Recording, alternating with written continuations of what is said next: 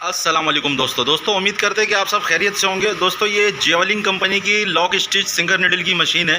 दोस्तों मशीन हमारी बिल्कुल सही है चलने में, और आज हम इसके बारे में आपको इसका कटिंग असेंबली के बारे में बताएंगे कि इसका कटिंग असेंबली किस तरीके से काम करता है और उसको खोल के किस तरीके से फिट किया जाता है। तो आइए दोस्तों वीडियो को स्टार्ट करते हैं। दोस्तों अगर आप में से कोई भाई मुझे पहली दफ़ा देख रहा है या सुन रहा है तो मेरे चैनल को लाजमी सब्सक्राइब कीजिएगा और बेल आइकन भी लाजमी प्रेस कीजिएगा, ताकि मैं इस किस्म की कोई भी टेक्निकल वीडियो बनाऊं तो उसका नोटिफिकेशन सबसे पहले आपको भी मिल जाए। दोस्तों मशीन को जब हम ऐसे चलाते हैं तो ये बिल्कुल सही चल रहा है, ये आपको दिखेगा। ये हमने इसकी सिलाई निकाली है, धागा टूट गया इसका, धागा हम लगा लेंगे दोबारा।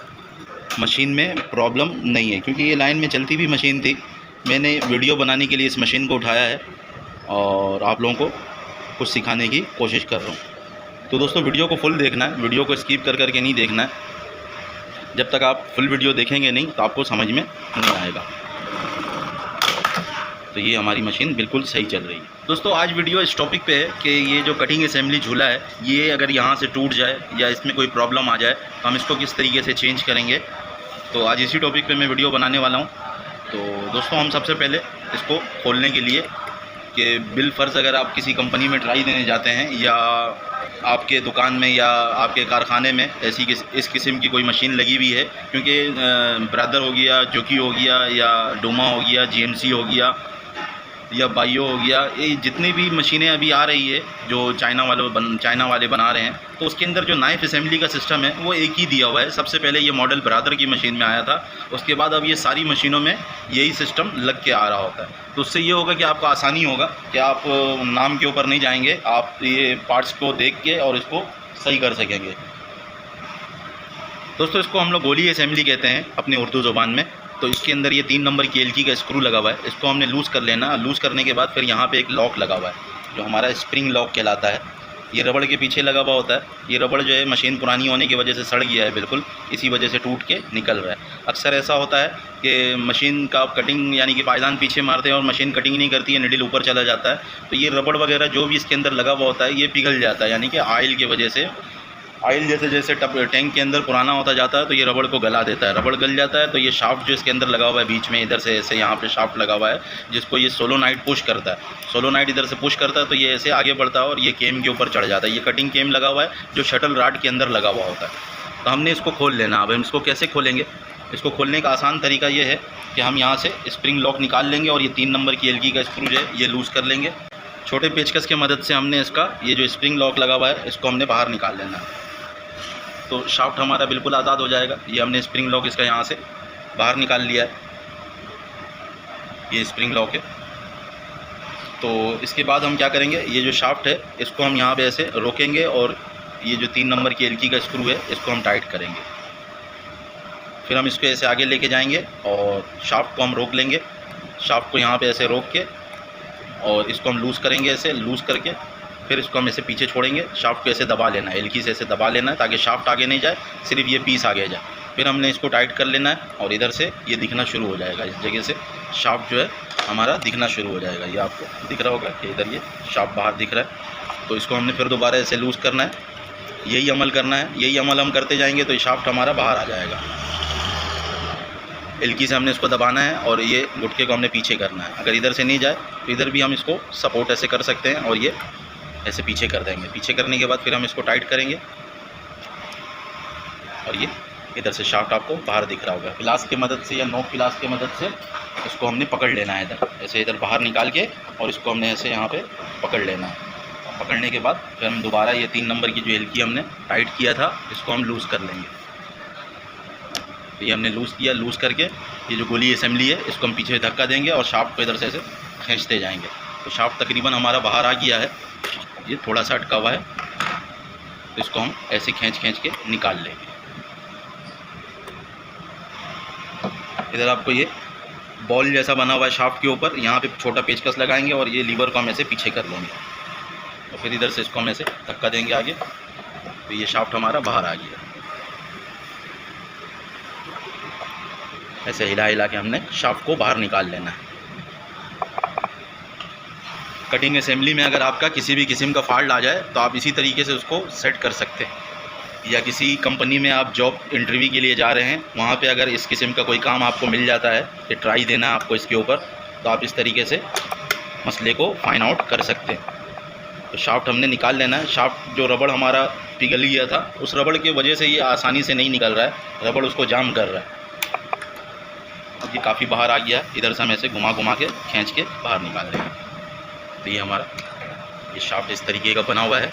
इसमें कोई कट वट नहीं होता, कुछ भी नहीं है, बस आपने लगाना है तो इधर से ऐसे सोलोनाइट के साथ मिला के हमने लगा देना है। दोस्तों इसका जो ये झूला है इसको हम निकाल लेंगे ऐसे बाहर। ये पीस हमारा बाहर आ गया।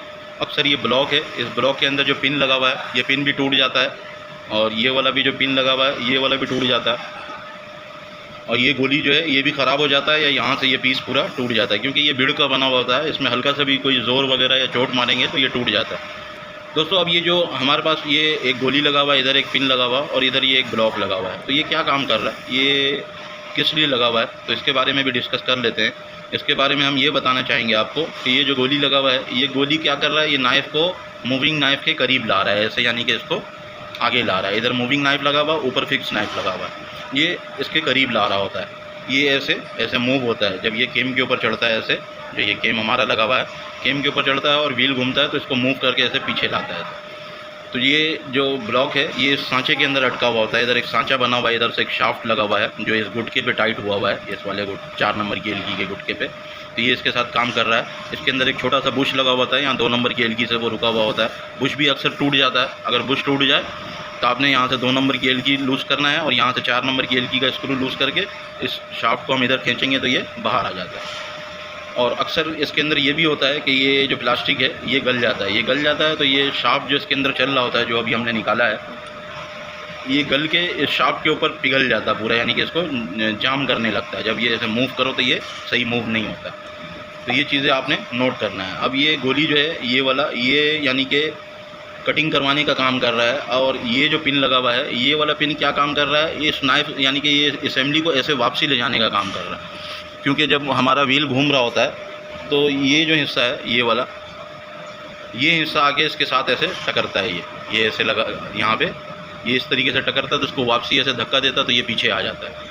और जब कटिंग करता है तो ये पूरा पीस ऐसे आगे जाता है और आगे जाके इस हिस्से पे चढ़ता है केम के अंदर जो ये हिस्सा बना हुआ है पूरा, ये वाला सरफस, ये सरफस के ऊपर चढ़ता है तो हमारा कटिंग होता है।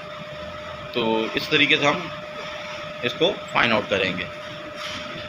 दोस्तों इसके आगे हमारा ये सोलोनाइट आ जाता है। इस सोलोनाइट का काम क्या है, सोलोनाइट का काम ये है, इसको खोल लेते हैं फिर आपको दिखाते हैं। पहले ये हमारा क्लच वायर लगा हुआ है यहाँ पे, जो टेंशन पोस्ट को खोलने का काम करता है। जो हमारा ये टेंशन पोस्ट लगा हुआ है, अगर हम यहाँ से इस वायर को ऐसे खींचेंगे तो ये आपको दिखेगा टेंशन पोस्ट हमारा खुलता है।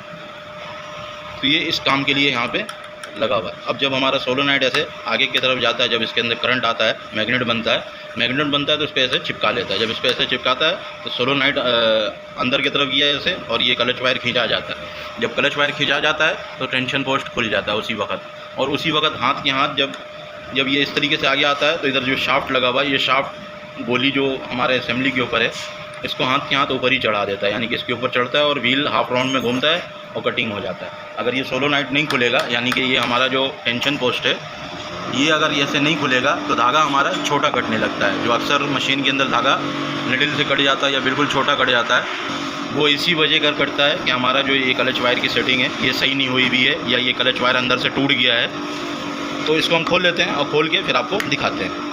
तो इसके अंदर एक स्क्रू और स्प्रिंग एक लगा हुआ होता है, जो इस पीस को स्प्रिंग वापसी ले जाने का काम करता है।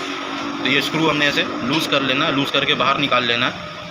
ये केम वाला स्क्रू होता है, इसी स्क्रू के ऊपर ये पीस काम कर रहा है, और इसके पीछे एक वाशर भी लगा हुआ होता है। तो इसको हम इस तरीके से यहाँ पे छोड़ देंगे, और इधर 4 नंबर की एलकी का स्क्रू लगा हुआ है, 5 नंबर एलकी का। तो 5 नंबर की एलकी का स्क्रू से हम सोलोनाइट जो बेस लगा हुआ है इसके अंदर, इस बेस को हम खोल लेंगे ग्लास की मदद से, या आपने हैंडल वाला एलकी ले लेना 5 नंबर का और इसको खोल लेना। ये बहुत ज़्यादा टाइट है, तो इसको मैं खोलता हूँ फिर आपको दिखाता हूँ। तो इसका जो सोलोनाइट बेस है, ये स्क्रू हमने खोल लिया है, इसको ऐसे हमने खोल के पूरा बाहर निकालना है, तभी सोलोनाइट हमारा खुल के बाहर आएगा। ये हमारा सोलोनाइट खुल के बाहर आ गया है, और इसका वायर जो है वो फंसा हुआ है। दोस्तों इसके ऊपर एक ये मुख्तलिफ बना हुआ है, बाज़ के अंदर ये जो पीस लगा हुआ है यहाँ से 2.5 नंबर की एलकी का स्क्रू लगा हुआ होता है, और बाज़ के अंदर ये शाफ्ट के अंदर ही टाइट किया हुआ होता है। ये शाफ्ट होता है ऐसे, ये शाफ्ट के अंदर ही टाइट किया हुआ होता है, इसका शाफ्ट के अंदर टाइट किया हुआ है। दोस्तों इसको खोलने के बाद इसके अंदर हमने ज़्यादा ज़ोर नहीं करना है, इसका तार बड़ा नाजुक होता है, टूट जाएगा तो फिर बड़ा मसला हो जाता है, फिर ये पूरा पीस नया लगाना पड़ता है, क्योंकि तार जोड़ने वाला बंदा आपको मिलेगा नहीं यहाँ कहीं पे भी। कहने का मतलब ये है कि अक्सर जो ये पीस लगा हुआ है सोलोनाइट के अंदर, ये यहाँ से पिन जो है इसका ये टूट जाता है, तो इसको किस तरीके से चेंज करेंगे ये बताना चाह रहा था मैं। तो इसको हम क्या करेंगे, इस जगह से ग्रिप प्लास से पकड़ लेंगे और पकड़ के इस तरफ ऐसे घुमाएंगे तो ये खुल जाएगा। इसके अंदर चेक नट किया हुआ है, ये चेक नट को हट जाएगा, ये चेक नट यहाँ से ये हट जाएगा और ये खुल जाएगा। तो इसका ये जो पीस है या तो ये आपने लेथ मशीन से नया बनवा लेना है। इसके अंदर एक पिन लगा हुआ होता है, जो इसके अंदर शाफ्ट किया हुआ है वो शाफ्ट अलग होता है और ये जो पीस है ये अलग होता है। तो इस तरीके से आप इसको लगा सकते हैं। अब ये काम किस तरीके से कर रहा है, ये शाफ्ट हमारा इस जगह से अंदर किया हुआ होता है ऐसे, और ये यहाँ पे ऐसे लगा हुआ होता है शाफ्ट के आगे। तो जब ये इस तरीके से ऐसे लगा हुआ होता है, जब इसके अंदर करंट आता है तो ये शाफ्ट को ऐसे मूव करता है और फिर ये ऐसे पीछे आ जाता है। तो ये जो पीछे आ रहा है, ये जो स्प्रिंग लगा हुआ होता है यहाँ पे, ये स्प्रिंग इसको पीछे लेके आता है, और सोलोनाइट में जब करंट आता है तो फिर ये ऐसे आगे आता है। इसके ऊपर असेंबली लगा हुआ होता है, वो कटिंग केम के ऊपर चढ़ जाता है गोली उसका और कटिंग हो जाता है। तो इस तरीके से ये काम कर रहा होता है। दोस्तों ये तो हो गया कि ये पुर्जा अगर टूट जाता है तो ये किस तरीके से खोला जाएगा। अब इसको फिट किस तरीके से किया जाएगा ये आप लोग को दिखाना ज़रूरी है।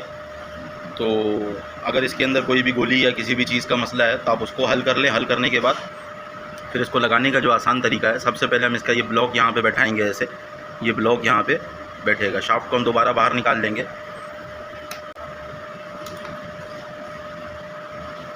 शाफ्ट को हम दोबारा बाहर निकाल के और ये ब्लॉक को इधर सांचे में बैठाएंगे। ये इधर सांचे में से बैठा के और इसको ऐसे ले जाके यहाँ पे रोकेंगे, और रोक के इसके साथ जो ये प्लास्टिक और स्प्रिंग लगता है ये भी हम इस जगह पे लगा लेंगे। तो ये इस तरीके से हमने यहाँ पे रोक देना है। ब्लॉक को दोबारा आपने देख लेना है कि कहीं वो उतर तो नहीं गया है। अगर उतर गया है तो दोबारा उसको चढ़ाएँ। ये उतर गया था तो इसको मैंने दोबारा ऐसे चढ़ा लेना है।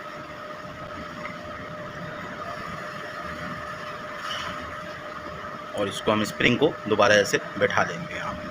स्प्रिंग बैठाने के बाद और ब्लॉक को चढ़ाने के बाद फिर हमारा शाफ्ट का काम आ जाता है। इधर से शाफ्ट हमने लगाना है।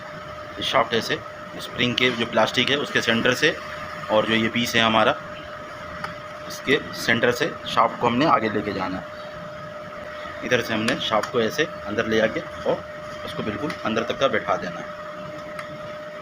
इधर से शाफ्ट आपको दिखने लगेगा, ये इस जगह से शाफ्ट दिख रहा है। दोस्तों इस जगह पे हमने स्प्रिंग लॉक को लगा लेना है। ये स्प्रिंग लॉक का जगह है, और यहाँ पे हम इसको ऐसे बैठा के और किसी चीज़ से ऊपर से धक्का देंगे तो वो जाके अपने जगह पे बैठ जाएगा। दोस्तों ज़रूरी नहीं है कि कोई भी काम एक दफ़ा में हो जाए, ये 2-3 दफ़ा में होता है या कभी कभी एक दफ़ा में भी हो जाता है। तो इस चीज़ से घबराना नहीं है, क्योंकि मशीन अपने बेस से उतर जाती है कभी, क्योंकि हम इधर से ज़ोर वगैरह कर रहे होते हैं, तो इस वजह से ये मसला आता है। तो ये हमने फिर दोबारा स्प्रिंग लॉक को जगह पे बैठाया और इधर से ऐसे हम पुश करेंगे तो ये जगह पे बैठ जाएगा। अभी ये ऊपर की तरफ चला गया और ये आसानी से बैठ गया। ये आपको दिख रहा होगा, इस जगह पे हमने स्प्रिंग लॉक लगा दिया। दोस्तों ये यहाँ तक का करने के बाद अब हम क्या करेंगे, इसका जो ये सोलोनाइट है, इस सोलोनाइट को हम यहाँ पे लगाएंगे, अपने जगह पे इसको सेट करेंगे। इसका जो ये 5 नंबर की एलकी का स्क्रू हमने खोला था, इसको हम यहाँ पे ऐसे लगा लेंगे। इसको हमने बिल्कुल फिक्स कर लेना है अपने जगह पे सही। ये हमने यहाँ पे इसको ऐसे लगा लिया है, और इसको इधर से हम पुश करके देखेंगे। इसको इस जगह से हम पुश करेंगे। जब हम पुश करेंगे तो हमें ये अंदाज़ा मिलेगा कि हमारा सोलोनाइट सही काम कर रहा है, और ये हमारा जो गोली वाला झूला है ये भी सही काम कर रहा है। अगर जैसे ये बहुत ज़्यादा आगे जाके यहाँ पे टकर रहा है तो हम क्या करेंगे, यहाँ से इसको थोड़ा सा ऐसे लूज़ करके और इसको हम पीछे कर लेंगे। जो सोलोनाइट का बेस है इसको हम पीछे कर लेंगे, और पीछे करके फिर दोबारा हम चेक कर लेंगे। अभी यहाँ पे टकरना कम हो गया। अगर ये यहाँ पे आके टकरेगा, ऐसे बहुत ज़ोर से जाके टकरेगा कोने में, तो ये पीस यहाँ से टूटने का ख़तरा होता है। तो इन सब चीज़ों को आपने लाजमी ध्यान देना है। इसको और भी ऐसे हिला के देखना है। ये इतना गैप इसके अंदर 2 mm का कम से कम होना चाहिए। तो इस जगह पे ये बिल्कुल सही है। अभी यहीं पे हम इसको 5 नंबर की एलकी के स्क्रू को थोड़ा सा टाइट करेंगे, और इस स्क्रू को हम ऐसे यहाँ पे फंसाएंगे फ़िलहाल। ऐसे फंसा के देखेंगे कि ये अपनी जगह पे सही चढ़ रहा है, उतर रहा है कि नहीं उतर रहा है। ये बिल्कुल सही है। इसी जगह पे हमने जो 5 नंबर की एलकी का स्क्रू है इसको अच्छी तरीके से टाइट कर लेना है। इसको हमने लूज़ नहीं रहने देना, क्योंकि ये बाद में फिर हम टाइट नहीं कर पाएंगे, क्योंकि इसके ऊपर जो ये हमारा टेंशन पोस्ट खोलने का पुर्जा लगा हुआ है वो आ जाता है, तो फिर हम इसको टाइट नहीं कर पाएंगे। अभी हमने ये वाला पीस जो है इसको भी हमने जगह पे ऐसे लगा लेना। पहले इसको स्प्रिंग में चढ़ा लेंगे। यहाँ पे स्प्रिंग लगा हुआ है, इस नट को हमने स्प्रिंग पे लाजमी चढ़ाना है, तभी जाके ये आसानी से बैठ जाएगा। तो स्प्रिंग आपको दिख रहा होगा कि साइड में आया हुआ है, तो स्प्रिंग को हमने इधर से आज़ाद कर लेना है और इसको हम ऐसे स्प्रिंग को भी हमने आज़ाद किया। आज़ाद करने के बाद इसके नट को हम जगह पे ऐसे बैठा लेंगे। ये जगह पे बैठ गया है। अब हम क्या करेंगे, इसको यहाँ पे ऐसे स्प्रिंग को दोबारा चढ़ा लेंगे। चढ़ा के इसके पीछे एक वाशर लगेगा, इस वाशर को लगा के और इसको इस जगह पे हम टाइट करेंगे। दोस्तों स्क्रू को हमने 2-3 चूड़ी अपने जगह पे फंसा दिया है और इसको हम ऐसे टाइट करते जाएंगे। इसको ऐसे हम टाइट कर देंगे तो ये अपने जगह पे जाके सेट हो जाएगा। तो ये हमने इसको अपने जगह पे सेट कर दिया है। इसको हम ऐसे पुश करके चेक कर लेंगे, बेहतरीन काम कर रहा है। अब हमने क्या करना है, जो 3 नंबर की एलकी का स्क्रू ये वाला लूज़ किया था इसको हमने टाइट कर लेना है। एक दफ़ा मैनुअली हम चेक कर लेंगे कि मैनुअली ये सही काम कर रहा है नहीं कर रहा है। इधर से हमने इसको ऐसे पुश करना है और पुश करने के बाद व्हील को घुमाना है। जब हम व्हील को ऐसे हाथ से घुमाएंगे तो ये मैनुअली काम करना चाहिए।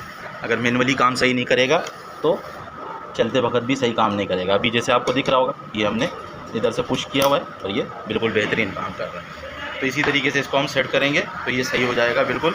अब हम इसकी सिलाई निकाल के भी चेक कर सकते हैं, क्योंकि केम जो है हमारा, इस केम की टाइमिंग कभी भी आउट नहीं होती है। केम हमेशा बिल्कुल अपनी जगह पे सही होता है। केम का टाइमिंग ये होता है कि जो हमारा निडल बार है वो बिल्कुल टॉप पे होगा।